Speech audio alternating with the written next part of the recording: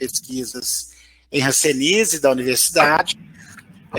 A ideia dessas reuniões temáticas é a gente está pautando temas importantes, né, da hanseníase, e estou trazendo inicialmente alguns estudos nossos do grupo e alguns pontos que o grupo vem trabalhando, né? Um dos pontos de destaque, né, que daí o convite da Elis, que vocês estão vendo aí, né, a nossa mais nova doutoranda, né, está trabalhando aí com um tema muito interessante, ela vai explicar para vocês em relação a estigma e preconceito em hanseníase, estratégia de superação, depois ela vai se apresentar. Vou apresentar para vocês o Clodovil, que é conhecido por todos nós, né, como Vila, né, Vila do Morran. No meu celular está assim, Vila do Morran. E ele está assim comigo, posso chamar ele de Vila? Eu falei, claro que pode chamar ele de Vila. Né? Então, Vila é um grande líder do Morran, é uma pessoa criada no contexto da discriminação, do estigma de hanseníase, tem uma forte ligação, né, com as lutas populares, não apenas com as lutas de reintegração das famílias e das pessoas atingidas pela hanseníase, né, mas também com as lutas populares, a luta pela cidadania, a luta pela saúde. Né. E agradeço muito, Vila, seu aceite ao nosso convite, né, enriquece, né, bastante o nosso evento, traz questões muito palpáveis, né, que a gente, eu não, né, mas talvez meus alunos, né, eu fiz meu projeto de doutorado na colônia Santa Isabel, colhi muitos depoimentos, muitos documentos, né, então eu vivenciei isso, fui muito tocado por essa história que eu tentei reconstruir à luz do conceito de cidadania. Então, eu te agradeço. Da mesma forma, agradeço todos os outros que estão aqui também, especialmente aqueles que estão junto com você na luta, que eu conheço, sei da sua esposa, né? E estou vendo aí o Eni também, o Eni participa do Conselho Nacional. Obrigado, Eni, pela sua presença. Agradecer meus alunos todos que estão aqui, bolsistas, estudantes de mestrado, doutorado, né? Temos pessoas que já passaram por aqui, que estão voltando, né? Então, assim, a ideia é que a gente possa, cada vez mais, estar ampliando esse grupo de debate, né? E com a possibilidade remota, a gente pode estar trazendo gente de muito longe, né? A gente até pensou em trazer a Alice Cruz, infelizmente, problemas de data, né, que é uma assessora da Organização Mundial de Saúde, né, da ONU, aliás, para as questões de discriminação e preconceito e hanseníase. Ela está prometendo uma data para nós, já save the date aí, para 10 de agosto, que ela já está assegurando que virá fazer uma web com a gente. Então vai ser um momento muito rico, muito importante, né, uma pessoa que ocupa um assento privilegiado para as questões de hanseníase no mundo. Né? E tem documentos recentes dela, inclusive, sobre essa questão da pandemia Covid-19, as questões das famílias. Tá? Então, sem mais delongas, para a Cida, se alguém tiver um contato aí mais direto com ela, agora eu não vou poder acompanhar mais aqui, porque agora eu vou cuidar daqui. Vou passar então para a Elis. Elis está falando de Barbacena, ela é professora de uma instituição privada de lá, né, já está com o seu projeto aprovado no COEP, no Comitê de Ética, na universidade, né, vamos receber ajuda, né, de profissionais da área de metodologia, e depois ela vai falar do projeto para vocês. Então, Elis vai ter 30 minutos, 35, né, e depois nós vamos passar para o Vila, que vai ter um tempo aí de uns 20, 30 minutos como debatedor, né, e fica livre a forma como ele quiser se apresentar, e depois disso a gente vai abrir para perguntas que podem ser feitas pelo chat, né, pelo bate-papo público, né? Esse é o nome português, né, brasileiro do chat, e pode ser também feito oralmente, né, habilitando o seu microfone. Tá? Então, as pessoas que agora estão com o microfone aberto, com exceção da Elisa, eu vou pedir para fechar seus microfones, né, para que possam para não ter ruídos, né, na apresentação. Então, deixa eu ver quem é que está aberto. Acho que está todo mundo com ele fechadinho. Está ótimo. Sueli está fechado. Muito bem. Elisa, então, com você. Obrigado. Bom, boa tarde a todos.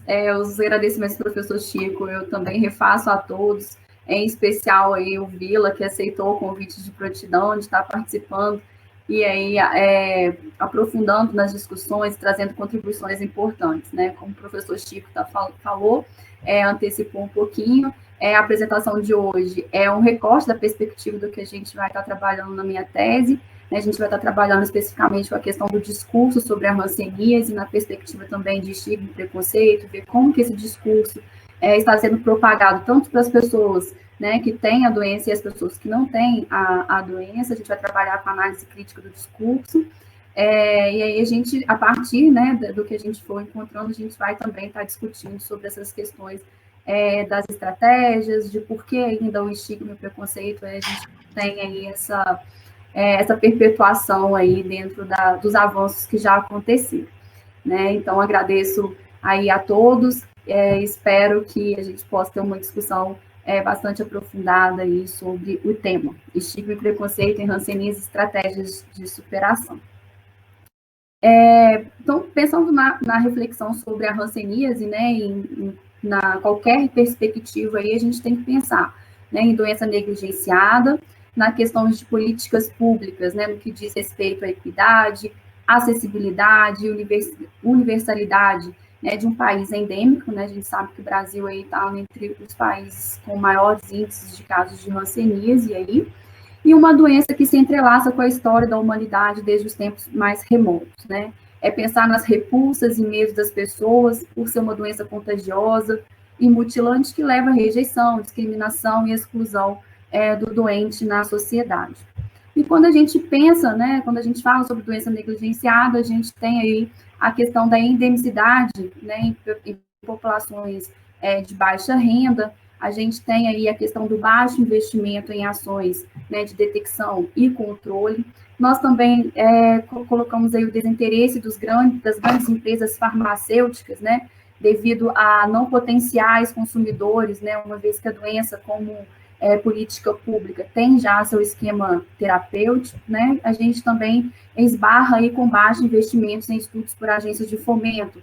Até mesmo no relatório da Alice Cruz, né, na sua visita do ano passado ao Brasil, ela trouxe isso, né, dentro do relatório dela, a questão do baixo investimento aí dos estudos com relação à temática.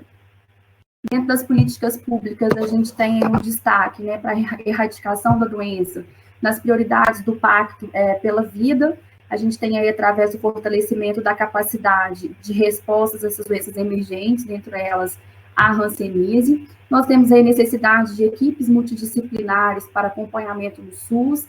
Aí a gente fala tanto de enfermeiros, quanto a gente fala aí de fisioterapeutas, dermatologistas, neurologistas, né? A gente pensa aí no controle dos contatos, principalmente na questão de vigilância domiciliar, do contato domiciliares. A gente está pensando aí na busca ativa dos casos, a gente está pensando aí na questão da vacinação da BCG desses contatos, logicamente a gente pensando na cicatriz vacinal, né, esses contatos, quem não tem a cicatriz vacinal ou que só tem apenas uma, a questão da vacina. Educação em saúde, a gente também está aí trabalhando com essas questões, principalmente do conhecimento sobre a hanseníase. A Alice Cruz também traz dentro do seu relatório um dado muito importante, né, que é o desconhecimento das pessoas sobre a questão da hanseníase. Ela tem esse destaque dentro do relatório dela, e também a necessidade, né, da gente estar sempre trabalhando com questões de prevenção, diagnóstico e tratamento precoces e gratuitos. A gente sabe que o Brasil, apesar de ser um país endêmico, a gente ainda enfrenta essas dificuldades aí dentro da questão de prevenção, diagnóstico e tratamento precoce das pessoas aí com hanseníase. Quando a gente pensa, né, em repulsas e medos, a gente retoma aí o passado da doença, né, que na Idade Média o termo era utilizado como lepra, né, antigamente esse termo a hanseníase era trabalhado com o termo lepra, e que significa chagado, pútrido, marcado por uma doença, né, então essa marca aí, né, essa impureza era tanto considerada como física, como espiritual, quanto moral, né, e aí a hanseníase foi incluída nas demais doenças consideradas aí como impuras, era visto como castigo divino. As pessoas que eram acometidas por essa doença, né, na época lepra, era com pessoas que estavam aí à margem da sociedade, por isso eram marcadas aí por um castigo divino. Em torno disso foi surgindo diversas crenças, né, de que a maldade era uma das características desses doentes, e a partir daí, né, devido ao desconhecimento do que realmente acontecia com a doença, não tinha ainda conhecimento sobre a microbiologia, ainda não tinha conhecimento sobre a questão dos tratamentos, né, a igreja assumia a questão do cuidado desses pacientes, e uma das políticas que ela tinha era justamente isolar. Começaram a ter medidas, né, bem extremas aí com relação a essas pessoas, né. Naquela época, muitos eram queimados vivos, junto a seu pertence dentro da sua própria casa. Depois iniciou-se a internação compulsória desses doentes, né, com o intuito do processo de erradicar o doente do convívio social, expulsá-lo para fora das muralhas, com a justificativa de salvar a vida, né, salvar a vida da sociedade, daqueles que não tinham a doença. E aí, em torno dessas medidas, em torno dessas classificações, né, foi começando a surgir a questão da rejeição, do estigma, discriminação e a exclusão do doente e seus familiares. Então, tem diversos relatos aí em pesquisas científicas que falam, né, que quando na cidade, ali na região, eles soubessem que tinha um dos seus familiares internados lá nos hospitais, nos leprosários, eles também eram estigmatizados, eles eram muitas vezes obrigados a mudar de cidade, fechar ali, por exemplo, o comércio que eles tinham. Então, os também sofreram bastante com a repercussão de um ente aí acometido pela hanseníase, no caso, pela lepra lá antigamente. Ela era vista comumente como um castigo de Deus, né, e marcada por forte preconceito. A doença gerou grandes estigmas sociais a pessoas acometidas por essa doença. Essa exclusão social, né, soma-se às dificuldades de enfrentamento da endemia como marca indelével da lepra, nome do passado, né, que carrega o estigma, o preconceito, o sofrimento de muitos que foram sepultados em vida em asilos, dispensatórios e proventórios do século XX. Lembrando que no Brasil, né, existe uma lei que agora a gente não utiliza, né, principalmente nesses relatórios oficiais, aí, o termo lepra para se referir ao hanseníase, então foi substituída essa nomenclatura, e a Alice Cruz também, dentro dos seus relatórios, aí, ela evidencia o Brasil, né, como uma medida que acontece, né, essa lei aí contra a discriminação e essa lei com relação à mudança da nomenclatura, o Brasil é pioneiro nesse processo. Então, aqui no Brasil, a partir de 1995, que fechou aí mesmo essa mudança, já havia sido discutido anteriormente, mas em 1995 fechou essa mudança, tornou-se uma lei aí, proibindo o uso do termo lepra nos documentos oficiais e sim utilizar o termo hanseníase, né? E no Brasil, esse isolamento compulsório, né, nos chamados leprosários, foram implementados pelo governo como medida de controle, né, e isso vai refletir a forte estigmatização da doença, que é justificada pelo princípio que isolar o doente resguardaria a sociedade sadia. E aí, deixa eu só passar aqui que travou.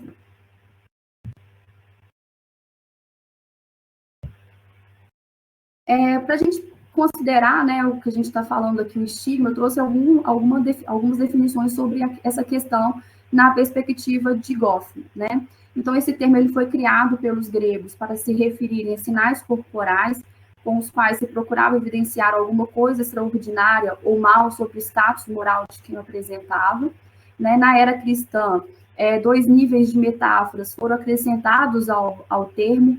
O primeiro deles referia-se aos sinais corporais de graça divina, que tomavam a forma de flores em erupção sobre a pele, e o segundo, uma alusão médica a essa associação religiosa, que referia-se a sinais corporais de distúrbio físico. Esse estigma, na verdade, ele começa a surgir a partir do momento em que a sociedade estabelece, né, os meios de caracterizar as pessoas. E aí o total de atributos considerados como comuns ou naturais, né, para os membros de cada dessas categorias, aí cria-se os ambientes sociais que vão estabelecer as características de pessoas que têm a probabilidade de serem nelas encontradas. E aí essas rotinas, né, de relação social em ambientes estabelecidos, elas vão permitir um relacionamento com outras pessoas. prevista sem atenção ou reflexão particular. Então, essa relação ela acontece de forma natural, de forma espontânea, né? Porém, quando o estranho é apresentado aos primeiros aspectos, né, permitem prever a sua categoria e os seus atributos. Aí começa a criar a identidade social, né? Então, baseando-se em preconcepções, as pessoas transformam os atributos em expectativas normativas, em exigências apresentadas de modo rigoroso. Aí, quando uma pessoa não apresentar esses atributos, né, elas vão deixar de ser consideradas como criaturas comuns, né, e total, mas sim uma pessoa que eles falam estragada ou diminuída. Aí, tal característica que os diferenciam, que os marcam, que os tornam diminuídos, é o estigma, né, especialmente quando o seu efeito de descrédito ele é muito grande. E aí, algumas vezes, ele também é considerado como um defeito, uma fraqueza, uma desvantagem, e constitui uma discrepância específica, né? Então, o termo estigma, aqui, ele é usado, né, como referência a um atributo profundamente depreciativo.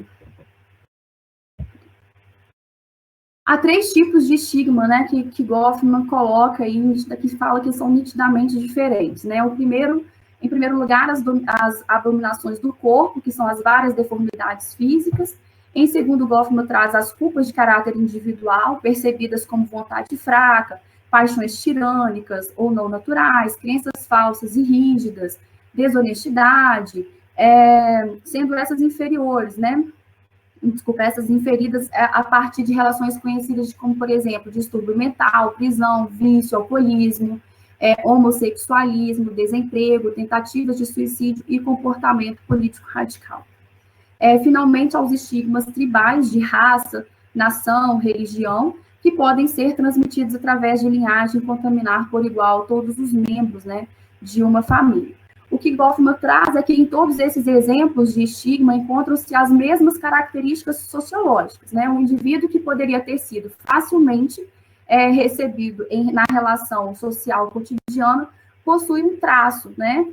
Que pode se impor à atenção e afastar aqueles que se encontram destruindo a possibilidade de atenção para outros atributos que ele possui. Então, o indivíduo estigmatizado, ele pode perceber que não importa o que os outros admitam, né? Mas, na verdade, eles não aceitam e não estão dispostos a manter com eles uma relação em bases iguais, tá? Ademais, os padrões que essa pessoa, que a pessoa estigmatizada, ela incorpora da sociedade maior, torna intimamente suscetível ao que os outros veem como seu defeito, levando inevitavelmente, mesmo que em alguns poucos momentos, a concordar que, na verdade, ele ficou abaixo do que realmente deveria ser. Aí a vergonha se torna uma possibilidade central, que surge quando o indivíduo percebe que um de seus próprios atributos é impróprio, é impuro, e pode imaginar-se como não portador dele. E a partir do estigma, né, aí vem a questão do preconceito.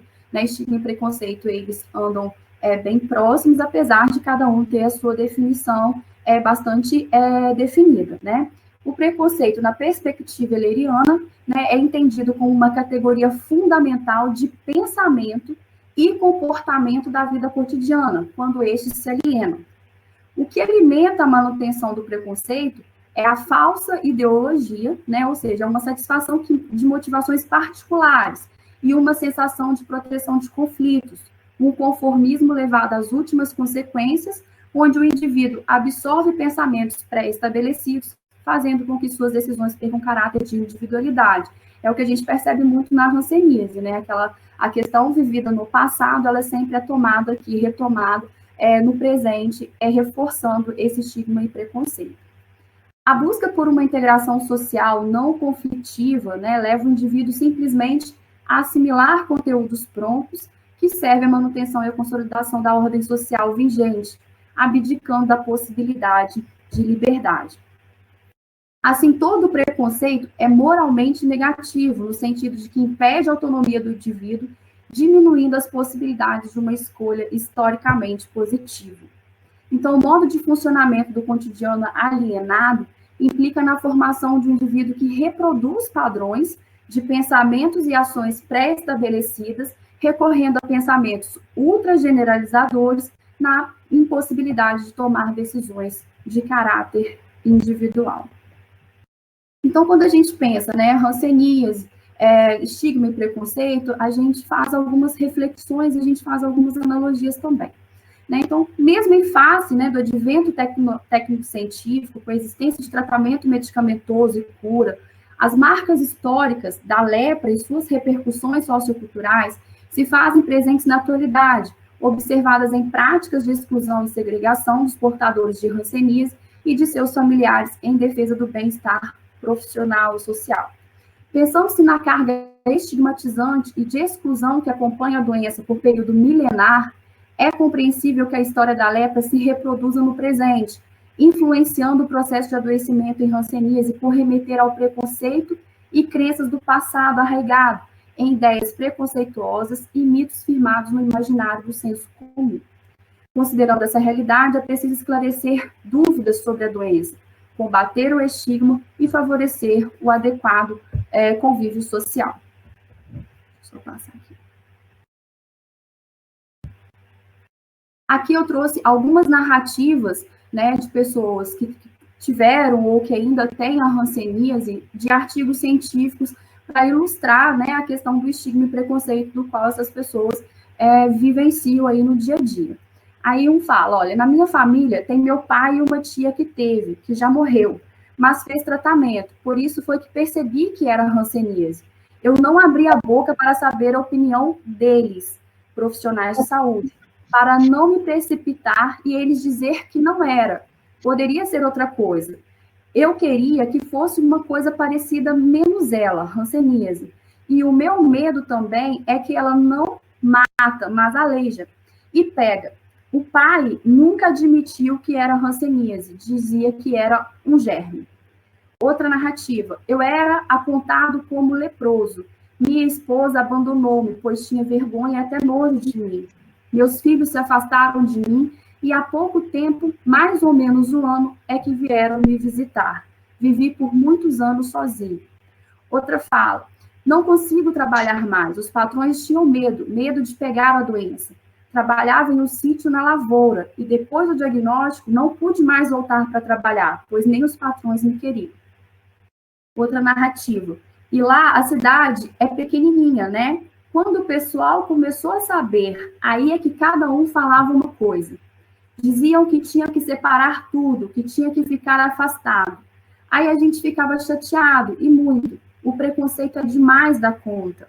Até minha mãe tem medo até hoje de ficar perto de mim. Lá eu morei no apartamento de cima. Assim tem um beco até largo. Então minha tia descendo e eu subindo. Ela não sabia se voltava ou se descia. Eu peguei e entrei para a garagem para ela passar, porque ela tinha medo de ficar perto de mim. Outra narrativa. Até hoje, na fábrica que eu trabalhei, e que agora eu estou encostada, que eu acho que o motivo que eu mais não quero voltar para lá, para trabalhar, é isso, entendeu? É piadinha. Aí tem um choro. Para você ver, era na hora do lanche. Eles faziam assim. Você quer um pedaço de bolo? Olha, vou te dar, mas foi X, que era a própria depoente, que fez, hein? Não gosto, mas eu tento levar na esportiva. Tudo brincadeira de mau gosto. Igual teve uma quadrilha, né? Eu emprestei minha meia para outra moça e quando ela ficou sabendo, ela ficou, nossa, será que eu vou pegar a doença dela? Outra narrativa. A lepra nunca sarou na cabeça dos orgulhosos. É a mesma coisa de um drogado. Ele pode não estar com a doença, ele pode não estar com a droga, mas você não é capaz de conversar com ele sem pensar na droga que ele usou. Assim sou eu. Na cabeça das pessoas, continuo sendo leprosa. É o caso. Fala que nós é sadio, mas tem medo, tem discriminação. O preconceito não tem cura. Eu tenho a impressão que é igual ferrugem em lata velha. Você pode limpar que ela volta. As pessoas acham que a lepra volta. Outra narrativa. Você já ouviu falar com nódulos, em nódia de banana, de bananeira? Não sai nunca. Nós ficamos com essa nódula, pode lavar que não sai. Tendo sequela ou não, lepra e pronto. Então, é muito difícil para a gente problematizar, né, e desestigmatizar, informar sobre a doença, não são desafios fáceis, né, uma vez que sua relação aí com as teias do imaginário social são permeadas desse estigma que vem de tempos remotos. Mas, apesar disso, a gente vem aí com inúmeras estratégias implementadas para que a gente possa, no mínimo, minimizar todo esse processo.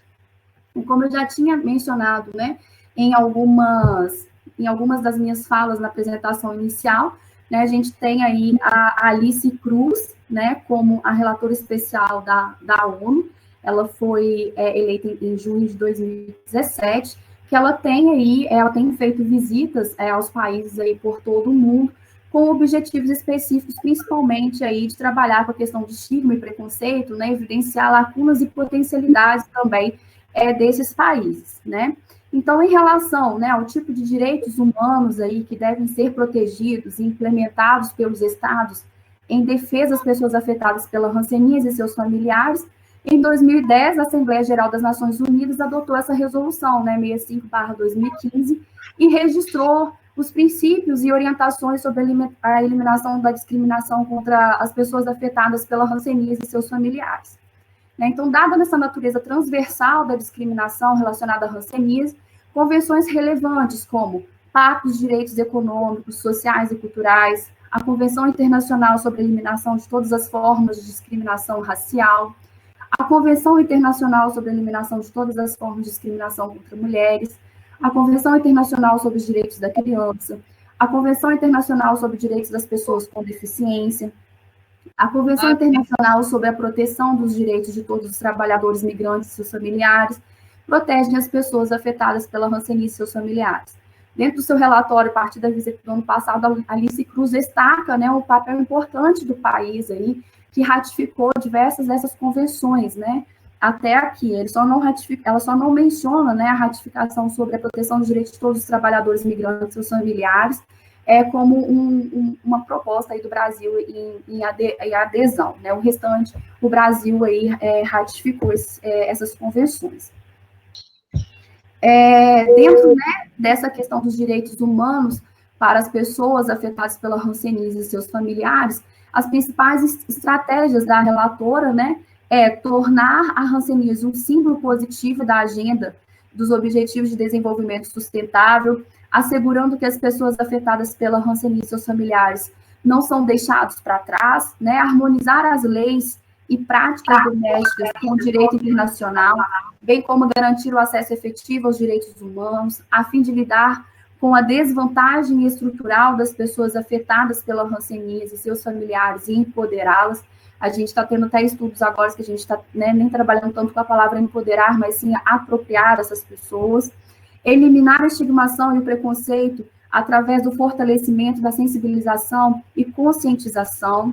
Promover a participação social e pública das pessoas afetadas pela hanseníase e seus familiares, e capacitá-los a se tornar principais protagonistas na eliminação do estigma e da discriminação relacionados com a hanseníase, garantindo a sustentabilidade a longo prazo, né? E aí a gente tem o que ela deseja alcançar, né? Abordar as violações de direitos humanos relacionados à hanseníase em suas múltiplas dimensões, defender o papel estratégico da ação afirmativa para combater a estigmação e discriminação, abordar as múltiplas vulnerabilidades que afetam a vida das pessoas afetadas pela hanseníase e seus familiares por meio de concepção multissetorial baseada em implementação de objetivos de desenvolvimento voluntário sustentável, e reconhecer o conhecimento leigo das pessoas afetadas pela hanseníase e seus familiares, e promover a participação da sociedade como um todo, em todos os níveis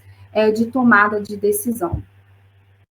Outra estratégia que a gente tem aí, né, é a questão do Mohan, que a gente vai ter aí a fala do Vila posteriormente, então a gente não vai nem aprofundar muito nessa questão, vou só fazer uma breve apresentação, né, é uma entidade sem fins lucrativos, fundada em 6 de junho de 1981, suas atividades são voltadas para a eliminação da hanseníase através de atividades de conscientização e foco na construção de políticas públicas eficazes para a população.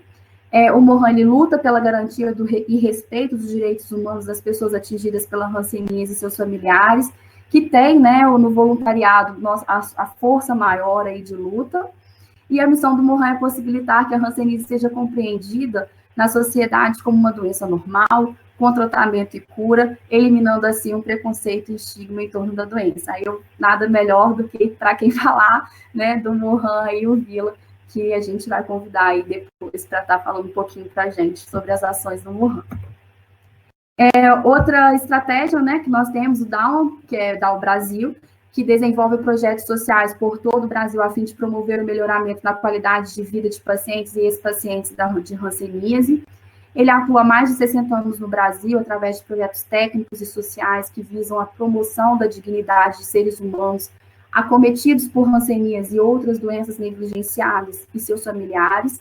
Em São Luís, eles apoiam o Lar de Maria, né, que é uma instituição espírita que se localiza no bairro de Vila Nova, onde antigamente existia o asilo colônia para isolamento de pessoas acometidas por hanseníase. Em Várzea Grande, a região metropolitana de Cuiabá, eles apoiam a paróquia Nossa Senhora da Graça no bairro Cristo Rei, e em comum a todas essas duas propostas, né, o protagonismo das pessoas atingidas pela hanseníase e o desejo de transformar a realidade dessas comunidades são garantidos. E aí outra estratégia também que nós temos, a NHR Brasil, né, que vem atuando aí com o escritório de representação da ONG holandesa. Desde então, o apoio aos projetos é focado em áreas de alta endemicidade para a hanseníase. Atualmente, os projetos em execução e em fase de desenvolvimento estão nos estados do Ceará, Rondônia, Pernambuco, Bahia e Piauí, com diferentes iniciativas, né? Vem aí o combate da hanseníase com o objetivo de promover e apoiar o diagnóstico precoce, a prevenção de sequelas e incapacidades, a redução do estigma vivenciado por pessoas atingidas pela hanseníase e o desenvolvimento inclusivo para as pessoas com deficiência. Outra das estratégias é que o Brasil ele integrou, né, as estratégias global para a hanseníase aí, de 2016 a 2020, proposta pela OMS, para que possa alcançar zero doença, zero transmissão de hanseníase, zero incapacidade decorrente da doença, zero estigma e discriminação. Né? Para alcançar esses últimos objetivos, foi criado um pilar com ações voltadas para o apropriamento das pessoas afetadas pela doença, promoção do acesso a serviços de apoio social e financeiro, facilidade na geração de renda, tanto para as pessoas acometidas pela hanseníase, quanto para seus familiares, bem como para a abolição de leis discriminatórias, através de políticas que facilitam a inclusão das pessoas com hanseníase na sociedade. Temos também campanhas aí que são divulgadas, né, pelo Ministério da Saúde, também em apoio aí com outras instituições. Aí eu fiz uma breve busca aí no Google desses cartazes que são divulgados. A escolha por essa opção assim, de fonte, né, foi que hoje a gente sabe que o Google é uma fonte de pesquisa que é bastante comum às pessoas, que é uma forma mais acessível de busca, então por isso que justifica ter sido a fonte aí dessa pesquisa.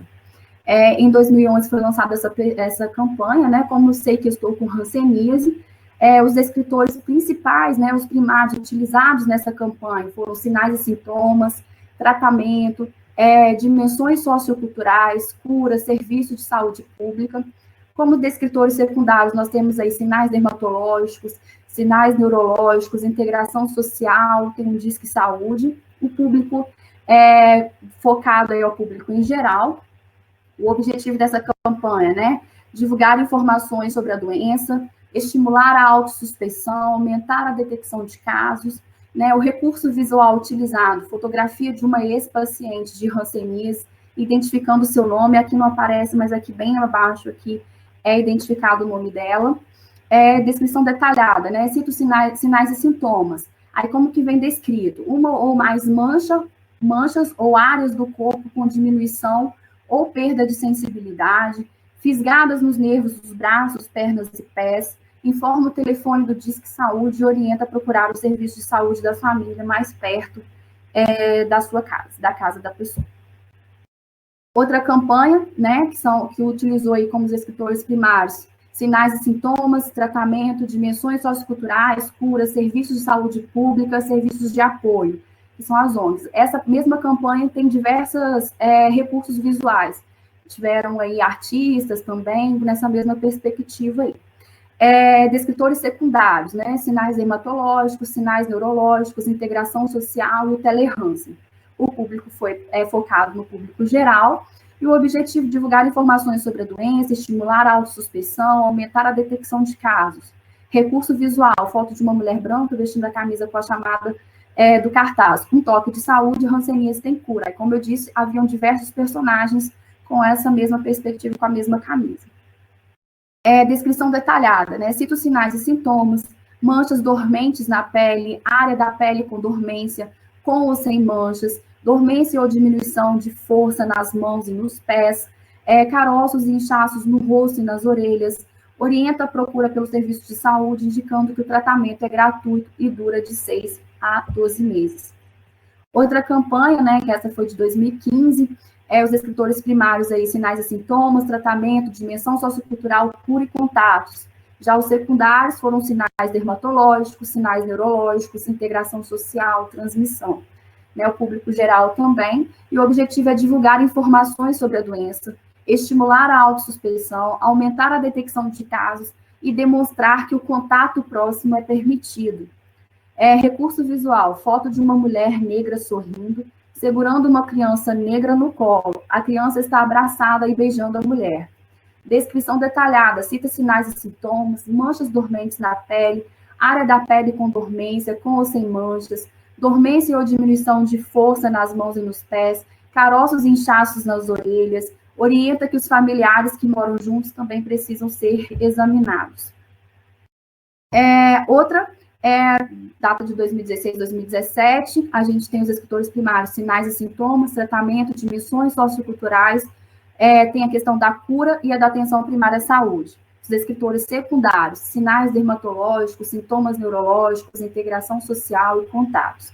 Também é focado no público geral, né? E o objetivo a gente tem aí divulgar informações sobre a doença, estimular a autossuspeição, aumentar a detecção de casos e demonstrar aí que o contato próximo também é permitido. Recurso visual, foto de uma mulher adulta e branca, um homem adulto e negro, um homem idoso e negro com uma criança branca, todos sorrindo e abraçados. Descrição detalhada, sinais e sintomas, né? Aí vem manchas dormentes na pele, área da pele com dormência, com ou sem manchas, dormência ou diminuição da força nas mãos e nos pés, caroços e inchaços nas orelhas, orienta a procura pelo serviço de saúde, identificando que mais cedo, quanto mais cedo descobrir, mais cedo irá se curar. Bom, essas questões que eu estou trazendo das campanhas, até uma proposta, né, do Chico aí com a questão de um artigo que vai compor aí também a tese sobre a questão dos discursos, né, a gente vai estar analisando os discursos que são colocados dentro dessas campanhas, como que esses discursos são produzidos, por quem que eles são produzidos, até que ponto, né, eles conseguem aí alcançar a questão do combate ao estigma e preconceito. Então, a gente está pensando aí, a gente está ainda, né, o professor depois pode também me ajudar a falar um pouquinho, a gente está no processo de elaboração aí e amadurecimento dessa proposta. E, por fim, a gente tem aí 2018, 2019, né, sinais e sintomas, tratamentos e dimensões socioculturais, cura, atenção primária à saúde com os escritores primários, os escritores secundários, sinais dermatológicos, sintomas neurológicos, integração social e transmissão. O público também é geral, né? E o objetivo aí é divulgar informações sobre a doença, estimular a autossuspeição, aumentar a detecção de casos, demonstrar o contato próximo é permitido. Recurso visual, foto de um homem negro sorrindo, abraçando uma criança. Descrição detalhada, cita os sinais e sintomas, manchas dormentes na pele, área da pele com dormência, com ou sem manchas, dormência ou diminuição da força nas mãos e nos pés, caroços e inchaços nas orelhas, orienta a procura pelo serviço de saúde, indicando que o tratamento é gratuito e que logo que inicia ele deixa de ser transmitido, a doença deixa de ser transmitida, né? Então, para eu poder finalizar a minha fala, eu deixo algumas questões norteadoras aí, né, para a gente poder debater aí ao final das apresentações, né? Como o discurso sobre a hanseníase é representado nas campanhas de prevenção, né? A construção das vozes, né, tem implicações sobre a perpetuação ou eliminação do estigma e preconceito sobre a hanseníase. Teve até um estudo aí que a Alice Cruz colocou, que tem um relato de um médico do Rio de Janeiro, que ele até estava conversando com ela e falou, né? A gente aqui, a gente está trabalhando na linha de frente, a gente tem o contato, mas quem está produzindo tudo isso, né, todas essas falas aí, são pessoas que talvez não têm tanto contato próximo como a gente para poder direcionar esse discurso aí para essas pessoas, né? Porque ele fala até que a gente fala que tem cura, mas muitas vezes elas continuam tomando a medicação por conta das reações. E aí, como que ela pode ter sido curada, sendo que ela continua com as medicações, né? O diagnóstico e o tratamento precoce têm sido efetivos, tem promovido a inclusão social, a alteração da nomenclatura de lepra para hanseníase surtiu o efeito desejado, né? E quais as conquistas alcançadas aí pelo Mohan para as pessoas atingidas pela hanseníase e familiares para combater a discriminação e promover a inclusão social. Bom, eu já antecipo aí meus agradecimentos, né, a todos pela participação, antecipo também o agradecimento pelas contribuições, que tenho certeza aí que vão ser bastante para o amadurecimento, né, da construção aí da minha tese, dos meus artigos, né, para melhorar também, alinhar bastante a minha fala e a minha escrita também, que eu acho que vai ser muito importante. E eu deixo como mensagem aí final, né, vivemos esperando o dia em que seremos melhores, melhores no amor, melhores na dor, melhores em tudo. Muito obrigada. Muito bem, Elis. Obrigado, né? Mais um jovem talento nosso, sabe quando ouviu, né? De repente a gente vai escarafuchando, os talentos vão aparecendo. Então, mais uma obra importante a caminho, né? Questões fundamentais levantadas, né? Depois do debate a gente pode até discutir um pouco uma ideia de que a gente está trabalhando no doutorado dela, que seria a questão do discurso, né? Essas narrativas, né?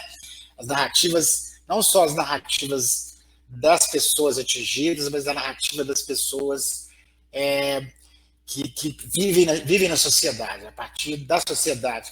Que se esse discurso ele é alimentado por quais situações? Situações do presente, situações do passado, como elas se manifestam. E a ideia de trazer esses cartazes aí também, acho que eles deram muitas polêmicas, né, no passado, e é bom a gente voltar a eles de novo, né, e até para tentar identificar quais cartazes, quais mensagens hoje interessam mais, quais teriam mais poder, né, de transformação, de superação. Obrigado, Elisa. Eu vou passar imediatamente para a Vila, viu, Vila? Mais uma vez, nossos agradecimentos. Estou vendo aqui que o Mohan está em peso, né? Então, assim, arrastados por o tema, mas também arrastados pelo que você representa em torno dessa luta. Muito obrigado e você tem a palavra aí, fique à vontade. Parabéns, Elis. Então, primeiro eu quero agradecer o Chico pelo convite e para mim é uma honra participar de uma atividade do Núcleo de Estudo e Pesquisa de hanseníase que o Chico coordena, né? Esse núcleo tem sido responsável, junto com outras iniciativas, de colocar, de pautar, de manter visível o tema da hanseníase na universidade. Todo semestre, né, eu tenho acompanhado nesses últimos anos, tem no mínimo uma dissertação, uma tese sobre hanseníase. Então, são poucas universidades que fazem isso e tem um grupo, um grupo de estudo que, igual o Chico tem mantido, e vocês todos aí têm mantido, é uma coisa fundamental na história da hanseníase, né? E principalmente agora, muito mais. Então, só de participar, eu quero agradecer. Então, eu quero te cumprimentar, Elis, né? O seu tema é muito atual. E, na minha opinião, é a esperança de colocar as pessoas atingidas por hanseníase no foco dos programas. E é uma possibilidade de ter uma política eficaz e que respeite os direitos humanos. Então, eu acho que esse é um tema, essa é uma coisa que nós precisamos, né? E como me apresentando, eu sou do Mohan, e aí nem vou poder falar muito, porque está aqui meus coordenadores, né? Está o Eni Carajá, aqui, o meu coordenador de Minas, está o Arthur, né? Que é a nossa liderança maior, né? Está aqui a Paula, que coordena o núcleo de pesquisa, e queremos que você, Elis, e o pessoal todo está aqui, para que o Chico realmente entre agora no nosso grupo de pesquisa e na assessoria. Muitas vezes ele já ofereceu e nós não conseguimos, mas a Paula agora vai nos ajudar a coordenar isso. A Paula é lá do Rio, ela coordena as pessoas que fazem pesquisas, que está ligada a hanseníase. Né? Nós temos a Patrícia da Bahia, né? A Clóvis tentou entrar, acho que ela não conseguiu, lá do Maranhão, Ceará, a Clóvis é de todo o Nordeste, né? Bom, aí nós temos, eu também faço parte de um grupo chamado Instituições Totais, do Programa Promoção de Saúde e Prevenção de Violência aí da Federal, e também sou mestrando nesse programa. Esse programa foi criado pela professora Elza Machado, inicialmente denominado os Filhos da hanseníase. Depois, ele foi ampliado para estudar as violências nas instituições totais. Fazem parte desse grupo os professores, o Marcelo Grossi, a Maria Mônica Freitas e a Ana Regina, que está aí conosco, né, e que também é membro aí do grupo, desde a fundação. A Ana não sei se a Cida entrou, né, mas falar do Chico, da Ana Regina, da Aparecida Grossa, esse pessoal todo, é a história da hanseníase nesses tempos agora. Aliás, falando em história, a Federal, ela acompanhou, e talvez é a principal fonte das políticas de hanseníase no século XX, seja para o bem e seja para o mal. Então, se a gente for pegar, quando começa essa política do Estado intervir na hanseníase, criando essas colônias, criando essa política, tem o pessoal do Rio lá, com Oswaldo Cruz, o próprio Carlos Chagas, esse pessoal todo, e tem aqui em Minas o Antônio Aleixo. Antônio Aleixo, aí da Federal, um dos membros fundadores da Federal, ele vai intervir e ele vai ter uma atuação fundamental. Aliás, hoje, uma das colônias, um dos lugares maiores, semelhante a Santa Isabel, se chama, hoje, lá em Manaus, bairro Colônia Antônio Aleixo, né, em homenagem a ele. E ele indica o Horácio Diniz, também, aí já aluno da Federal, vai para Santa Isabel, depois vai para o Estado, depois vai para a Nacional, vira essa liderança nacional. Tem o Hernani Agrícola, que vai ser responsável, aliás, como tem o governo Vargas e tem a ditadura Vargas, quem vai controlar, aí o pessoal de São Paulo perde força, e quem vai controlar é Minas Gerais, e quem vai controlar é a Federal.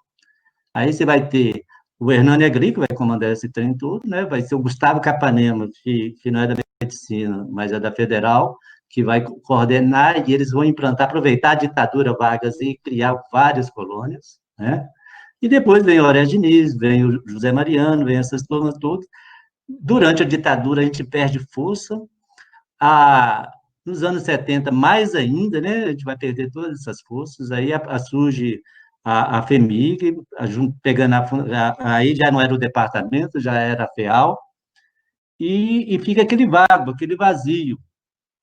Quando entra a FEMIG, a secretaria nem assume o controle direito, e nem a FEMIG, que era responsável por tudo. Então, os preventórios ficam no limbo, e os serviços de saúde ficam no limbo. O Marcelo Grossi, por exemplo, ele foi do chamado dispensário central, e naquele período dos anos 80, eles nem era FEMIG, nem era da secretaria, ficou esse vazio. E depois, e aí vem aí a Federal, e aí a presença do Chico, da Ana Regina, né, do Marcelo Grossi, essa responsabilidade aí você agora junto a esse grupo, né, que tem que fazer isso para nós. Bom, Tom Mohan está presente, muita gente depois vai fazer as intervenções, então eu vou deixar um pouco com eles, né? O estigma é muito forte, mais destrutivo, mais desumanizante que a doença. Por isso que eu acho que esse é o tema. A visibilidade do estigma, ela provoca a invisibilidade das pessoas. A invisibilidade das pessoas provoca a ausência e a responsabilidade das ações do governo.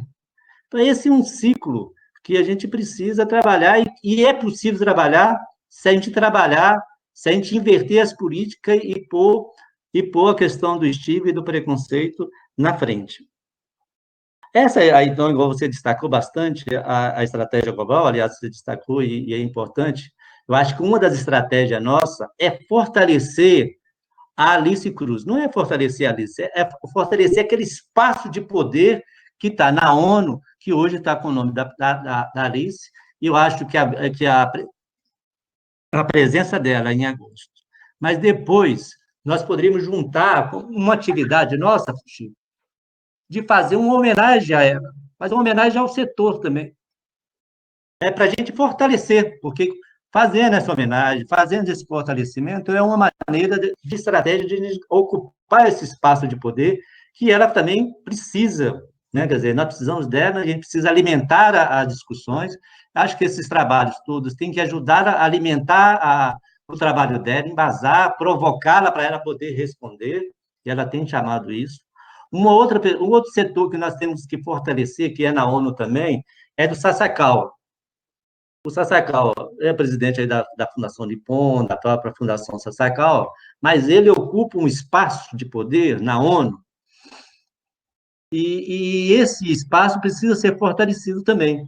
Então, o Sasakawa tem contribuído no mundo, eu acho, e esse papel dele na ONU, a gente tem condições também de fazer homenagem, de focar, não só para trazê-los para cá, como sua fundação e tudo, mas principalmente para a gente ganhar espaço como na ONU e na OMS.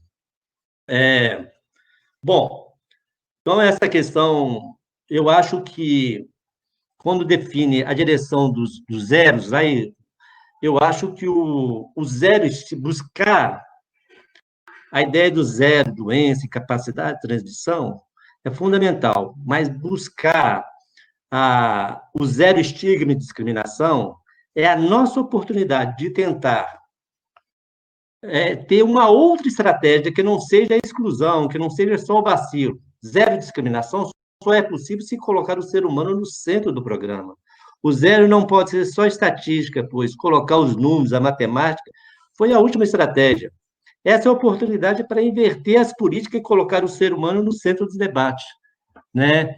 E aí essa é a oportunidade, o seu trabalho vai nessa linha e que a gente precisa fazer isso. Olha, atualmente no Brasil tem cerca de 30 mil pessoas em tratamento. Só do ano 2000 para cá, são mais de 600 mil pessoas que foram diagnosticadas com a doença, praticamente todos curados. Então, também, todos fora da estatística. Hoje, a política é para 30 mil. Os restantes, o Ministério da Saúde não sabe onde estão, como estão, quantos tiveram reações ou neurites, quantos aumentaram as incapacidades, quantos ficaram desempregados, né? Claro, sempre tem exceções, tem vários serviços que continuam dando atenção, de política de Estado, tem ONGs, tem universidade, tem prefeitura, tem centros de referência, mas são iniciativas, não é política do Estado. Saíram da estatística, e se saíram da estatística, ficaram mais invisíveis. Essa é uma coisa que nós precisamos focar e bater. A outra coisa é a disputa de narrativa que você está fazendo e que nós precisamos fazer. Então, nós temos que disputar as narrativas, e uma das narrativas é com relação ao estigma mesmo. Bom, o estigma geralmente derrota todos os planos, todos os projetos que tem. Então, essa que eu... E ele tem que ser vinculado à doença, e ele tem provocado as violências mais terríveis, né, para as pessoas e seus familiares, né? São 2, 3 mil anos de pessoas sendo excluídas da sociedade. Então, esse preconceito é uma das causas do não controle da doença, né? A hanseníase é um fenômeno biopsicossocial histórico e atual, e carrega esse estigma, esse preconceito milenares e estruturante. Então, na disputa da narrativa, eu sempre falo o seguinte: nós precisamos disputar a narrativa, e nós temos perdido essa narrativa porque esse estigma, ele tem a literatura, tem a religião, tem o cinema agora, tem as mídias sociais contra a gente. Então, nós precisamos fazer, tem poucas iniciativas positivas, e nós temos que fazer a disputa da narrativa. Eu vou dar um exemplo.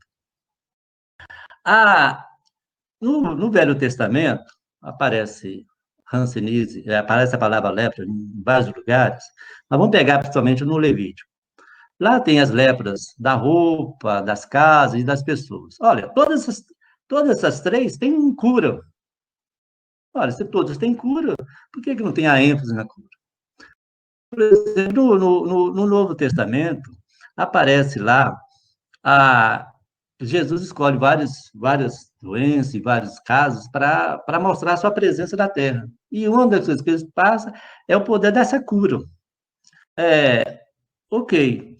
Por exemplo, Jesus, ele vai fazer um dos momentos mais importantes, ele vai estar na casa do Simão.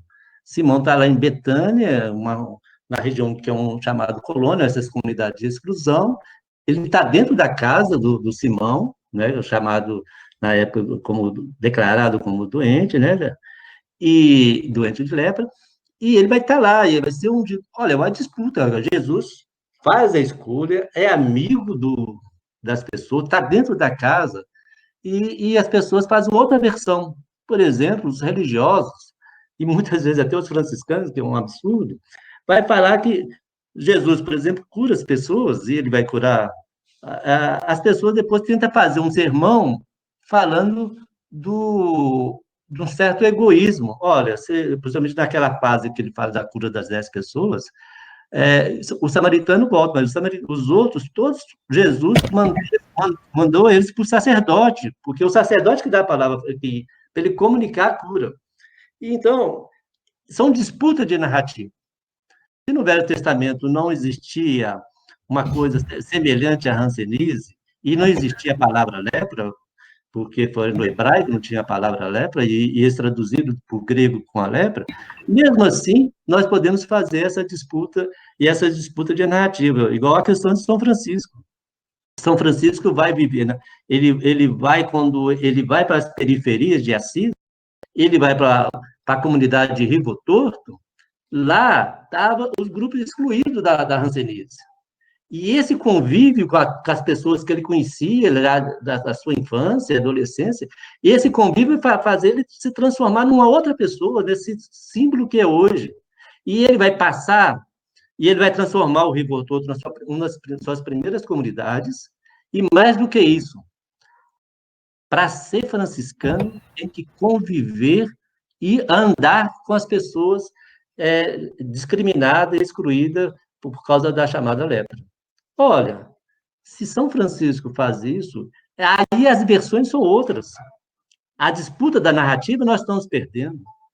Ele faz tudo isso. Então, a narrativa, nós temos que disputar esse tipo de narrativa. Então, essa é só para falar, e a gente podia fazer vários outros tipos de narrativa, até só para fazer a propaganda. Eu sempre acompanhei a vida do Che Guevara, e eu fiquei muito feliz agora, recentemente, porque teve o filme, né, o Diário de Motocicleta, porque o Che tem o livro, que ele conta suas primeiras viagens, e o Alberto Granado, ele trabalhava numa colônia na Argentina, e ele que vai influenciar o Che. E o Che, na sua primeira viagem, ele fez para a Argentina, e ele vai parar lá na colônia onde o Alberto Granado estava. Depois ele vai também para a colônia de Buenos Aires, e eles vão fazer a primeira viagem basicamente no seguinte coisa: 2 jovens rodando, falando, dando entrevista em rádio e em outros lugares, e os contatos que eles tinham eram o contato do Alberto Granado, que era quem? Eram chamados os leprólogos da época, né? Ele tinha o endereço dessas pessoas e as colônias. Então, esses que eram referenciais deles, né? E o filme foi um filme positivo, né? Mas nas narrativas, nas biografias do Che, sempre esconde isso, né? E foi um dos momentos que ele declara, assim, não quero ser médico da pessoa, eu quero ser médico da política, da alma, né? Então, eu estou falando isso para falar das disputas das narrativas. Bom, uma outra coisa, nós temos a política, a exclusão está sempre vinculada à história da hanseníase. Mas as comunidades, os grupos excluídos, estavam sempre próximos à cidade. Só vai mudar quando entra nessa chamada era da modernidade. Só vai mudar quando a ciência também entra. quando os médicos assumem a força de poder. E aí, o que eles fazem? Cria as chamadas colônias, outras comunidades, mas não mais próximo às cidades, distante das cidades. Aliás, o próprio Oswaldo Cruz era um que defendia que as colônias todas tinham que ser em ilhas. Já existiam algumas ilhas, tinha várias ilhas no Brasil já, tá? Mas assim, ele queria que a política do Estado fosse em ilha. E aí depois eles criam as políticas distantes. Então, era próximo, sempre foi próximo, e aí tem as questões das colônias. As colônias, elas vão ser, elas têm que ser estudadas, elas são, eu acho, importante, porque eu sei que muita gente defende a não atenção, mas eu acho que tem que ter atenção por causa que ela tem um simbolismo. E elas têm um simbolismo porque muitas pessoas passaram por lá, todo mundo tem uma história vinculada a esses espaços, e esses espaços, ele tem outra questão, é a voz da hanseníase, porque as pessoas que, por várias razões, eles conseguiram transformar aquele lugar de exclusão num espaço de vida, né? Por exemplo, eu nasci, meus pais foram internos numa colônia, e eles transformaram esses espaços e os seus entornos em comunidade. Qual que é a diferença dessa comunidade com a outras? Não só próximo da colônia, se você pega lá em várias outras cidades, criaram também, né? Esses lugares, a diferença é o seguinte, lá não pode discriminar a hanseníase. A pessoa que tem hanseníase, tem deformidade, ele pode andar sossegado, ele entra no comércio, ele entra na igreja, vai na escola, vai no trabalho, diferente dos outros lugares. Então, eles transformam esses lugares. Mas ali também é onde que tem a voz, que nós podemos buscar a voz, porque uma das dificuldades nossas é a voz. Por exemplo, nós temos aqui, hoje, vários membros do Mohan, depois do Mondar, a própria Paula Brandão, que tem coordenado esses trabalhos feitos, eu acho. Mas eu quero chamar essa atenção, né? Acho que revelar essas políticas do preventório, o Chico fez isso no seu trabalho, ele entrevistou muita gente, e ele analisou que Citrolândia, Santa Isabel, foi um dos primeiros a fazer essa questão, que tem, né? E nessas políticas todas, nós não estamos juntos, nós estamos separados, elas são diferentes, mas, por exemplo, você está em Barbacena, a saúde mental, né?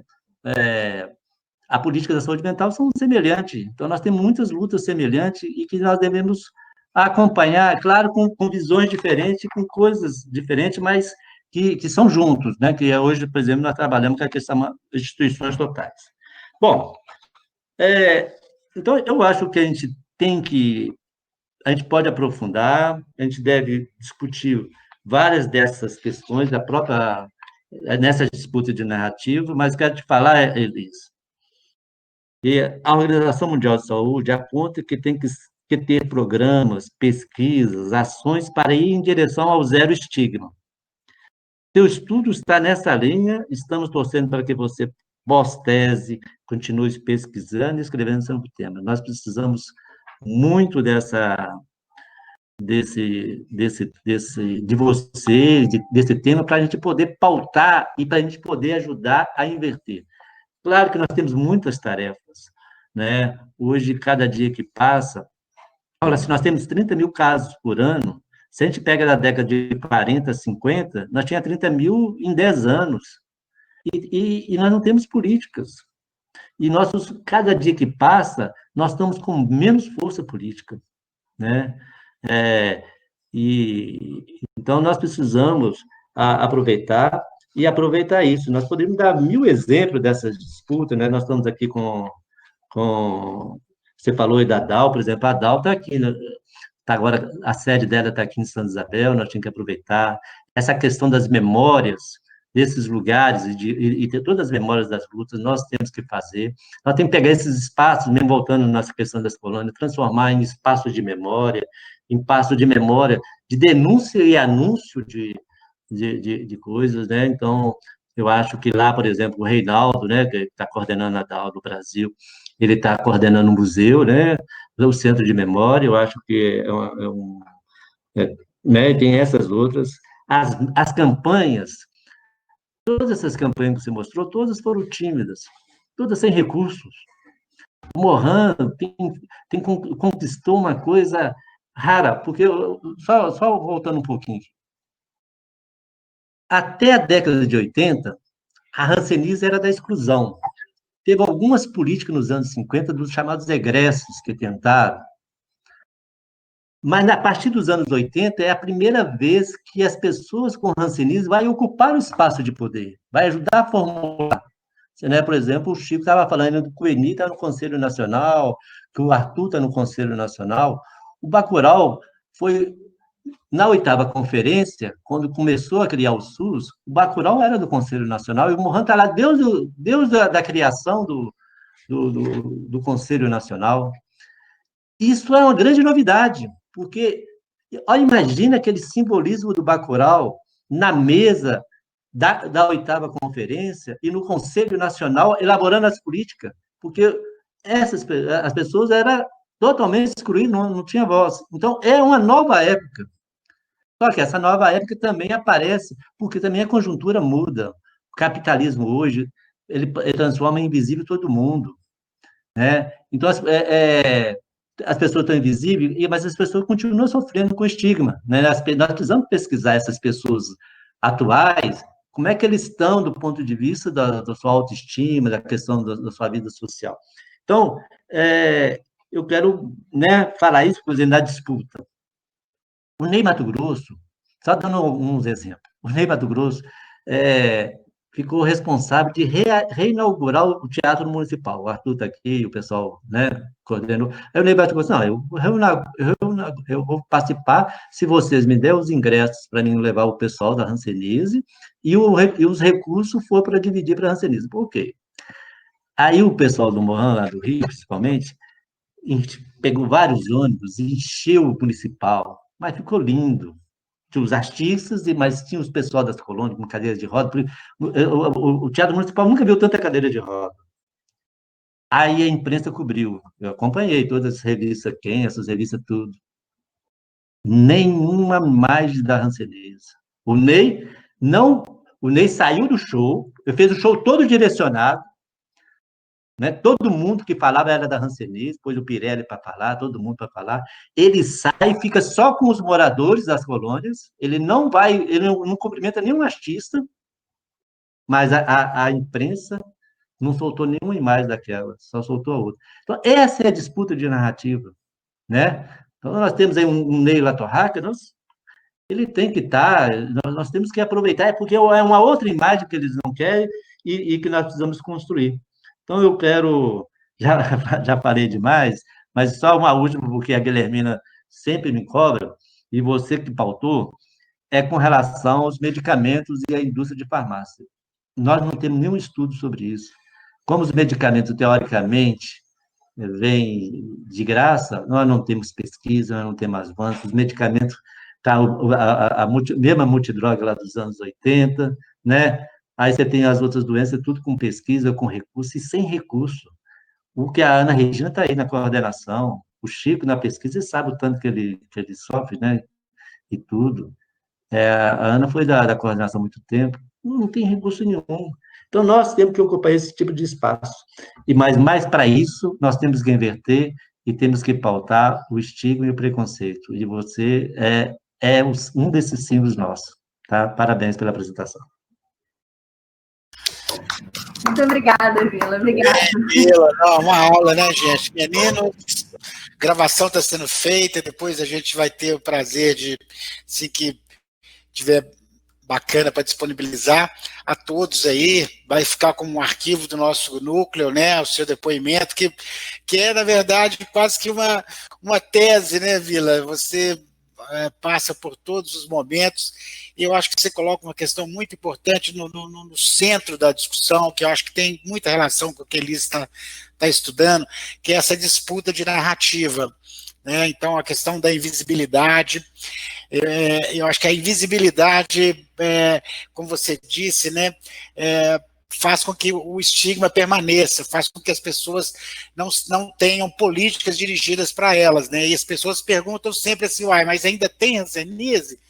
Quer dizer, as políticas sempre foram muito tímidas, mesmo no governo popular, né, que trabalhou muito pela reparação das pessoas, pela reparação das famílias, né, mesmo assim, ainda dentro do próprio governo, né, o governo popular, né, a gente ainda viu que as políticas ainda foram muito, muito simplificadas, né, ainda muito voltadas para a questão, né, do zero bacilo. Acho que é fundamental. Temos políticas bastante consistentes, mas a questão das relações humanas, sociais, né, eu acho que elas ainda precisam de ser melhor trabalhadas, inclusive de ferramentas, de instrumentos, né, de alcance popular mais efetivos, né, assim, os cartazes que a gente viu, né, eles têm o alcance deles, as campanhas tiveram um alcance muito pequeno por isso, né, eu acho que é um pouco do que a gente está querendo estudar também, nessas repercussões da sociedade. Feliz, você teve uma aula aí com o Mohan, agradeço depois a ele, né, especialmente por isso. Nós não temos muito tempo, nós programamos atrasamos um pouco para começar, nós temos aí ainda mais uns 15 minutos, a gente marcou até 16h45, que eu tenho um outro compromisso, um outro compromisso com um outro grupo, um outro assunto. Mas eu vou deixar a sala aberta, se eu tiver que sair às 16h45, quando eu vou sair, eu vou deixar a sala aberta e Elis vai continuar com o debate, como está gravando. Eu não gostaria de cortar a discussão, porque eu vou sair, mas eu gostaria de saber que depois que eu sair, o que é que continua da discussão. Até porque nós temos figuras muito importantes que estão conosco aqui hoje, a quem eu agradeço penhoradamente, porque nos enriquece, né, e mostra que é uma temática bastante atual, contemporânea, né? Nós temos vários pesquisadores, vários militantes, né, ativistas, né, se assim eu posso chamar. Queríamos que a Alice estivesse conosco aqui hoje também. Vila, acho que nós podemos programar, a Alice está para vir no dia 10 para o nosso encontro, mas nós não queremos roubar a cena da homenagem que vocês farão a ela. Mas vocês já estão convidados também para o dia 10 de agosto. Ela vai estar conosco aqui nesse pequeno espaço que a gente está abrindo, e vocês também já estão convidados de antemão. Fiz o convite aí também para resistência medicamentosa e quimioprofilaxia, dia 7, aqui nesse canal. A Angélica, que está conosco aqui, vai coordenar, estamos convidando pessoas do Instituto Lauro Souza Lima e também, talvez Eliane Guinotti também, fazer uma análise epidemiológica sobre isso, sobre o impacto, né, desses dois fenômenos, mas eu não gostaria de falar muito mais não, porque eu estou vendo que tem pessoas querendo se inscrever, então nós temos duas modalidades, ou as pessoas pegam o microfone, vai falando da inscrição e eu vou falando, ou elas vão escrevendo. Então eu vou passar primeiro para a Paula Brandão, né, para ela se manifestar, e dizendo aqui, com Patrícia Soares colocou, que concorda plenamente com Vila, a questão que incomoda demais é a rotulação das pessoas afetadas pela hanseníase. Quando se faz depoimentos, o foco é sempre na doença e não na cura ou na superação. A pessoa tinha uma identidade antes da hanseníase e depois a identidade passa a ser outra, né? É uma questão muito importante. Então, eu vou passar para a Paula, para que ela se manifeste, e em seguida a gente vai vendo os novos inscritos aí. E, Elis, 16h45 eu vou sair, a bola vai ficar com você, tudo bem? A Isabela está gravando a nossa sessão também. Obrigado, então. Paula, por favor, não te conheço, é bom colocar a imagem, né, de quem for falando, e na medida que outros tiverem imagens também, gostaria que colocassem, já que nós não vamos ter mais a apresentação em si, colocar também as imagens para que a gente possa conhecer as pessoas que a gente não conhece, ver quem são as carinhas. Então, quem tiver vídeo, se sentir à vontade e liberdade de aparecer nessa tela, nós vamos fazer uma foto também, vou pedir aí alguns dos meus alunos aí que façam uma foto aí para a gente poder depois divulgar esse momento. Por enquanto, nós temos 4 fotos. Paula, por favor, se apresente e faça a sua colocação. Muito obrigado pela participação. Você tem que habilitar seu microfone. Não estamos te ouvindo, Paula.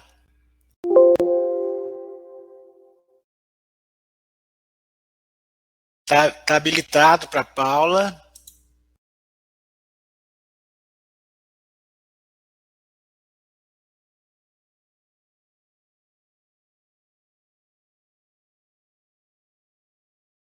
Paula está com problema. Apesar do microfone dela estar habilitado, você nos ouve, né, Paula? Sim, mas nós não estamos te ouvindo. Parece que seu microfone está com algum problema. Apesar dele estar aqui na tela aparecendo para mim como fechou, abriu, agora está aberto. Mas seu som não aparece. Não, não estamos te ouvindo.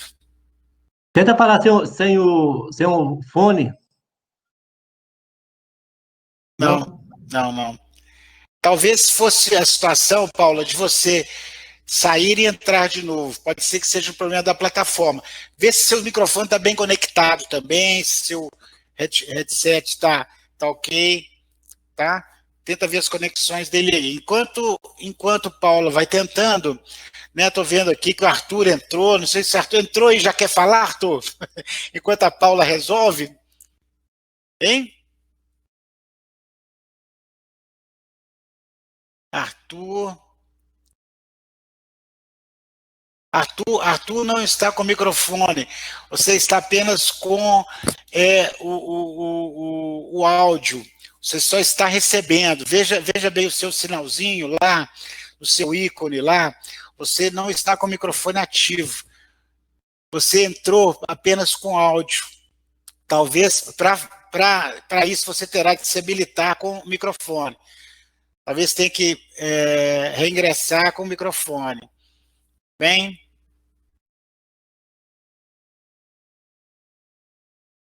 Mas eu estou lembrando aqui do filme que o Vila nos fez né, refletir, né, sobre o Che Guevara, o Diário de Motocicleta. Não sei se Elis já viu esse filme.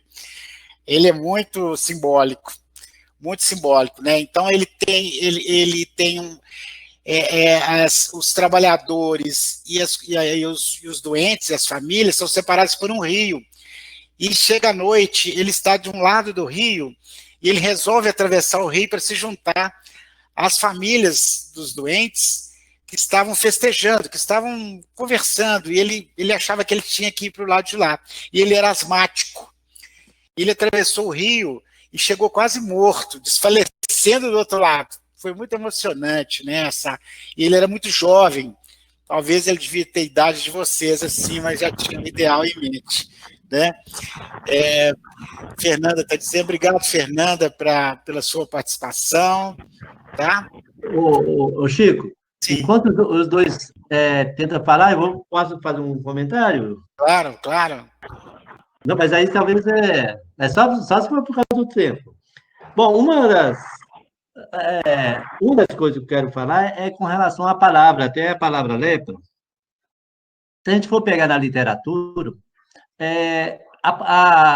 antes do século XX, você pega, por exemplo, José de Alencar, ele tem um romance, Aonde Lázaro, ele não usa a palavra lepra, né? Então, por exemplo, o Souza Araújo, a primeira colônia assim, que o Estado ocupa o espaço mesmo, é uma colônia no Pará. O Souza Araújo vai ser o diretor dela, 1922. E lá, ela chamava Lazarópolis. Então, esse nome, né, vai se implementar mesmo no Brasil a partir do século XX, a partir dessas políticas. Por exemplo, até recentemente, a palavra Morféia disputava com a palavra nos meios populares. Aí, claro, tem várias lendas, várias coisas com outros nomes, né? Lendas negativas, lendas positivas, né? Isso. Agora, só uma curiosidade também, enquanto eles falam, assim, a única campanha que nós tivemos forte foi uma campanha durante o governo Sarney, nos anos 80, porque os membros do MORAN conseguiu, com Saulo Ramos, por várias razões pessoais dele, aí ele cedeu, a Maria Leide era a coordenadora nacional, e ele cedeu o espaço que o governo federal tinha naquela época nos meios de comunicação, e deveria ter ainda, né? Mas não tem. E ele cedeu, então, a campanha que tinha uma mulher cozinhando com a mancha, aquilo deu um efeito violento. Por quê? Porque ela ficou muito tempo nos meios de comunicação e teve um recurso, né? Que o recurso foi um recurso da campanha, nem era do Ministério da Saúde, o dinheiro, o espaço foi o Ministério da Presidência, que o Saulo Ramos, porque ficou sensível, né, por suas questões pessoais, cedeu. Né? Só e o Rothberg era outro que chamou muita atenção. Rothberg, nos dias dos anos 80, ele deu uma entrevista com o Morin, e ele fala assim, estava muito quando saiu essa propaganda, ele falou assim, estava muito preocupado, por quê? Porque a mudança do nome tem que ser acompanhado de toda uma política, de toda uma campanha de massa, não só nos meios de comunicação da população, mas também nas universidades. Né? Então, é esse tema que você começou a pautar, que é um tema que a gente pode aprofundar. Hanseníase não é lepra? É e não é? Né? Como é que é isso? Então, é um bom tema. É claro que é e não é, né? Nós recebemos uma herança, não estamos recusando ela, mas queremos, é a partir disso que a gente consegue avançar. Muito bem, Vila. Acho que a Paula conseguiu agora, né, Paula? Você entrou novamente, já está habilitado. Pode falar, por favor. Depois eu passo a palavra para o Arthur. Tá bem, Arthur?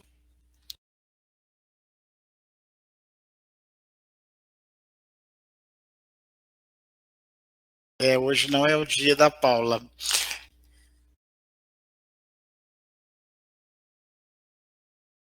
Paula, nós não estamos conseguindo te ouvir também. De novo, eu não sei, sinceramente, não sei o que é que pode estar acontecendo, porque se eu tá como microfone habilitado, você testou o microfone na hora de acessar? Vê se o volume dele, olha o volume dele, se está ok. Tá alto. Tenta agora. Não. Vamos passar para o Arthur. Arthur, seu microfone está habilitado? Vamos ver se o Arthur consegue falar. Tenta aí, Arthur. Vamos... Oi. Tá dando aí, pra ouvir sim. bem aí? Ok, estamos te ouvindo. Então, eu vou dizer que eu acho que a Paula me mandou aqui uma mensagem. E aí eu vou dizer que eu acho que eu sei o que a Paula queria. E o Vila deu o pontapé inicial na fala dele, que era um convite tanto para você quanto o Elis, para conhecerem o nosso núcleo de pesquisa que está em formação no Morin.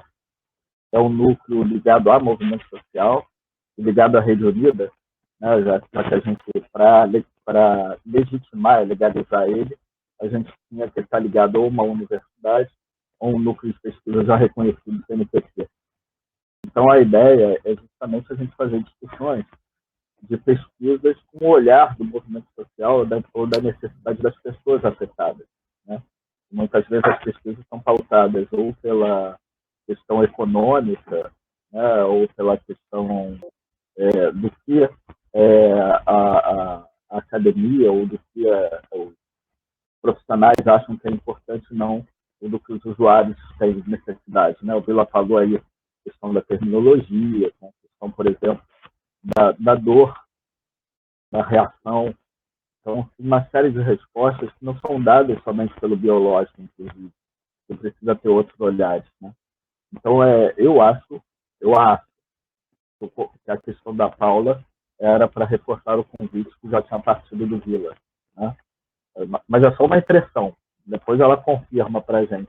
Né? De qualquer maneira, parabenizar você, parabenizar o nosso grande amigo Wilson, né, o Francisco, o professor Francisco. Hoje a gente tem live do Morin, é a 18ª live.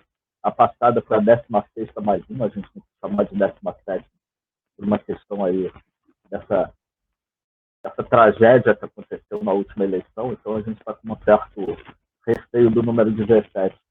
Então, hoje a gente tem aí a live do Morin falando da questão da pessoa idosa.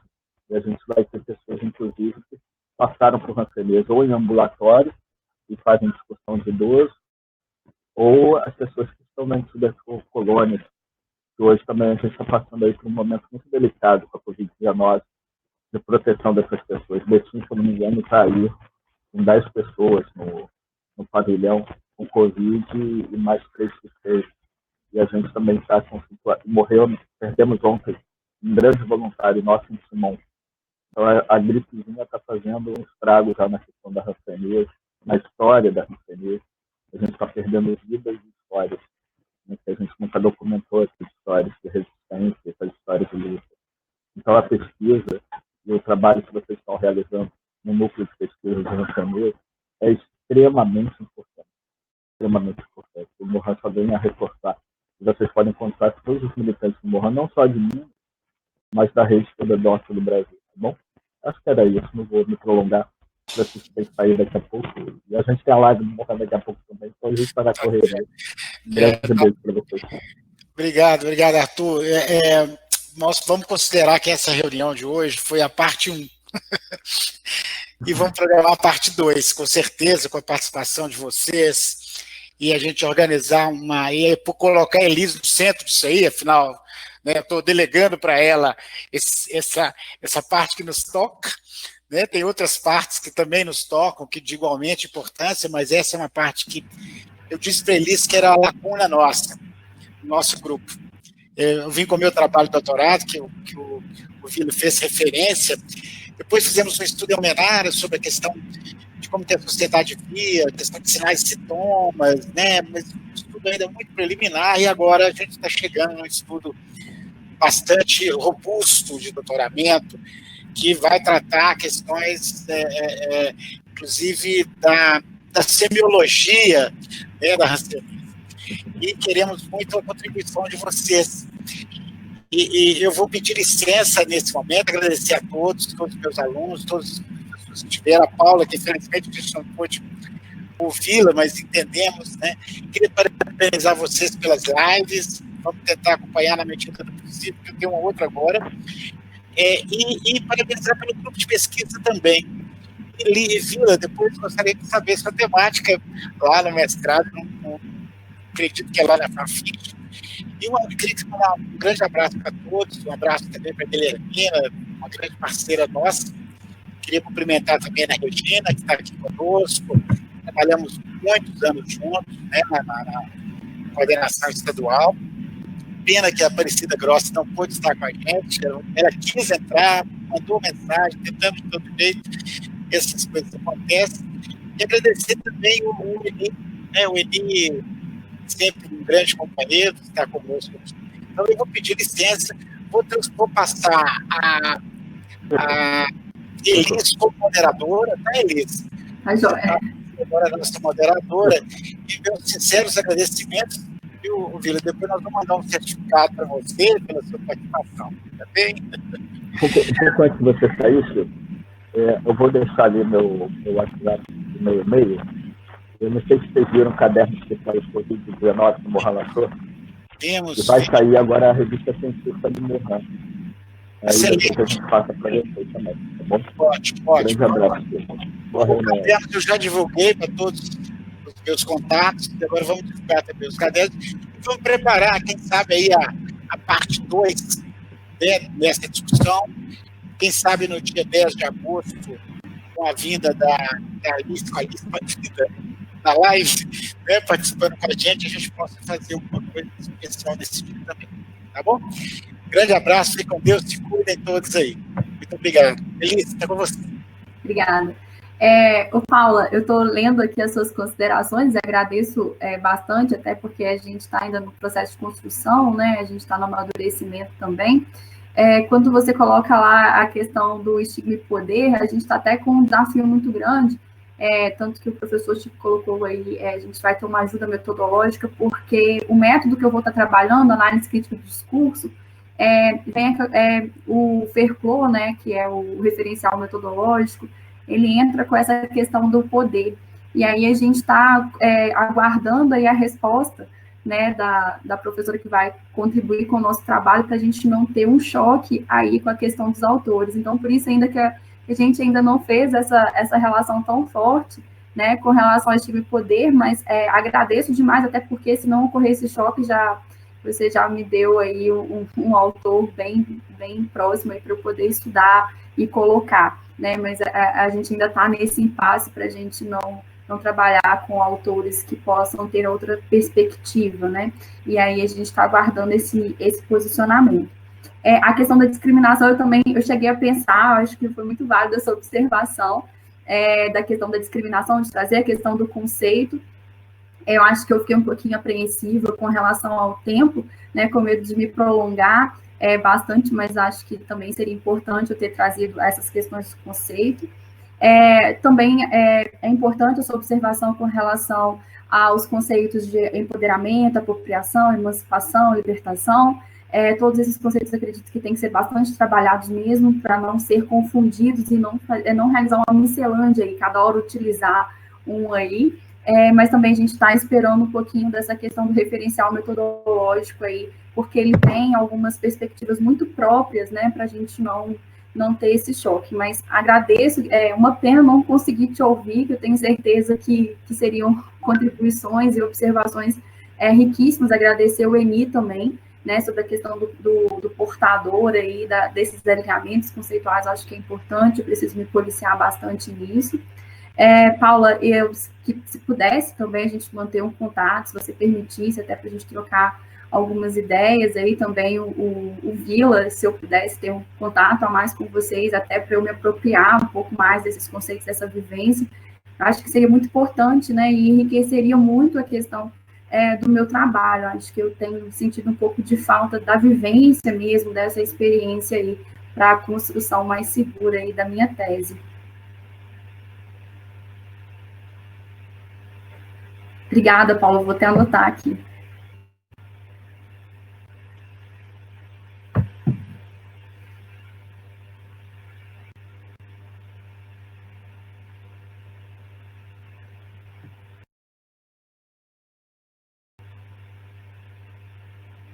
Tá ótimo, Paula, que aí a gente faz um contato e a gente pode conversar melhor. Pessoal, enquanto a Paula coloca o contato dela, alguém mais gostaria de fazer alguma colocação dentro da discussão que foi proposta? Obrigada, Vila.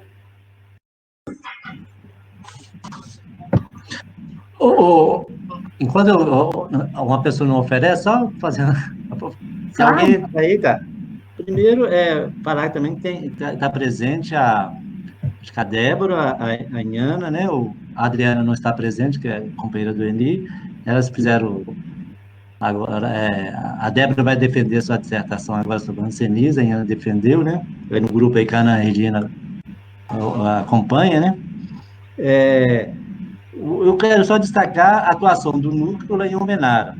Uhum. Eu acho que ampliou a visão, a questão social, Em Almenara também, nós tivemos o Dom Diogo. Estou só fazendo um bispo que ajudou, ele virou bispo, ele era frei em Santa Isabel, virou bispo, teve uma caravana bonita para lá. E o frei Diogo foi o que acompanhou a equipe do Mohan. Vou ver quem estava aqui, o Arthur, a equipe do Mohan, né, o Tiago, o Getúlio, o Faustino, todo no Papa, né? E depois dessa do Papa, teve o Papa Francisco convocou um encontro das pessoas que trabalham, que são da Igreja Católica, que trabalham na hanseníase, que eles são responsáveis por 290 comunidades, né? E é um ponto que depois nós poderemos, das estratégias, avançar. Eu acho que teve um avanço lá, mas na questão do nome na Bíblia, eu acho que é uma coisa que tem que ser avançado. Para falar nisso, eu quero fazer uma propaganda de uma pessoa que eu nunca faria, mas é o Cid Moreira. Ele tem uma Bíblia, que ele vai citando a Bíblia, né, os áudios, paga a pena ouvir. Por exemplo, o Cid Moreira não usa a palavra lepra. Você pega lá, Cid Moreira, Levítico, pega lá Levítico 3. A tradução é outra. Então, é uma coisa muito interessante. É uma coisa que depois a gente precisava até procurá-lo para saber de onde que tirou essa ideia, que é muito boa. Era só para ver se alguém entra aí na conversa, tá? Um abraço.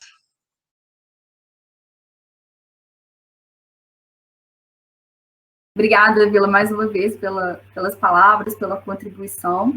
Acho que é sempre válido trazer aí todas as perspectivas, principalmente Almenara, né? O professor Chico tem bastante estudo lá em Almenara. Mais alguém gostaria, gente, de estar falando? Ou a gente já pode encerrar? Estou vendo que tem bastante gente aí já precisamos sair, né, porque tem outros compromissos. Obrigada, Patrícia, obrigada pela participação. Oi. A Iana quer falar, pode falar, Iana. Então, meu nome é Iana, né? Eu também participo do grupo de pesquisa dos filhos da Hanseníase, que depois tornou instituições totais, e defendi recentemente um trabalho sobre os filhos separados. Aí, só em relação ao seu trabalho, queria sugerir que, muitas vezes, o estigma da Hanseníase ele é maior do que a própria doença, né? Algumas doenças isso acontece, mas na questão da Hanseníase ela é maior. E aí, só 3 contribuições, assim. Primeira é do Rothberg, depois, se você quiser, eu posso te passar isso mais detalhado. Mas o Rothberg é um hansenólogo que ele defende que a gente herdou o estigma da lepra e foi de uma maneira, foi equivocado. Essa herança foi equivocada, porque a Bíblia ela foi escrita pelos hebreus que não conheciam a doença. E quando ela foi traduzida pelos gregos, né, quando ela foi traduzida, eles já conheciam a doença, o que a gente chama de hanseníase hoje, mas eles conheciam por outros nomes. Então, ainda que no Antigo Testamento, lá, principalmente no livro de Levítico, eles quisessem ter dito sobre a hanseníase, eles traduziriam com outro nome. Quando os hebreus escreveram, quando os gregos traduziram a Bíblia, eles traduziriam por outros nomes. Então, é muito provável que a hanseníase herdou a herança da lepra sem ser essa doença, né? Fosse outra doença. E além dele, né? Além do Rothberg, a Susan Sontag fala muito disso, que ela fez um livro sobre a AIDS, mas ela menciona que a lepra, ela se tornou adjetivo, né? Ela se tornou metáfora para falar das coisas mais repugnantes, né? E a doença, quando vira metáfora, é uma coisa muito complicada, né? Ela reforça muito o estigma. Então, a Sontag trabalha muito essa linha do estigma também. Menciona a questão da lepra, né? Embora o livro seja sobre a AIDS, mas ela vai trazer muito essa questão do estigma da lepra, né? E, por último, depois tem as contribuições do próprio Bacurau, que foi o fundador do Mohan, né? Que ele vai trabalhar muito essa questão de que a lepra, o termo lepra era um termo muito vendável, né? É uma mercadoria, e que ela gerava muita riqueza para algumas pessoas interessadas. Então, por isso que era importante manter o estigma da lepra, né? Então, várias instituições também internacionais, até hoje, eles têm dificuldade porque o Brasil é um dos poucos países, né, que aceita o termo hanseníase, ou doença de Hansen, e muitos países, eles ainda têm uma resistência muito grande de mudar o nome da doença, né, para algo semelhante, e insiste em manter a lepra por causa dessa questão financeira também, né, que é muito grande. Então, são 3 contribuições aí, que depois eu posso te passar mais detalhadas, mas que eu acho que vale a pena pensar quando a gente está pensando em estigma. Beleza? Muito obrigada, Iane. Com certeza vai ser muito válido. Depois, se você puder passar seu contato para a gente poder conversar um pouco melhor, com certeza vai me ajudar bastante nesse processo aí. Muito obrigada. Mais alguém, gente, gostaria de participar, de colocar alguma questão?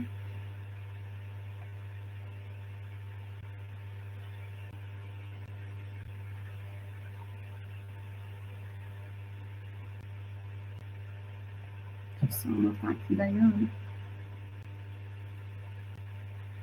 Obrigada, Iana. Bom, pessoal, então a gente encerra por aqui. Gostaria de agradecer imensamente mais uma vez a participação de todos, principalmente do Vila pelas contribuições, Iana, Patrícia, Paula. Muito obrigada a todos que ficaram aí com a gente. Acredito que deu para amadurecer bastante aí o meu estudo, aproximar, ter esse contato com vocês agora, a possibilidade de um contato maior. Eu acho que foi formidável, foi uma oportunidade, uma honra de estar participando desse momento com vocês. Então, gostaria de agradecer imensamente aí.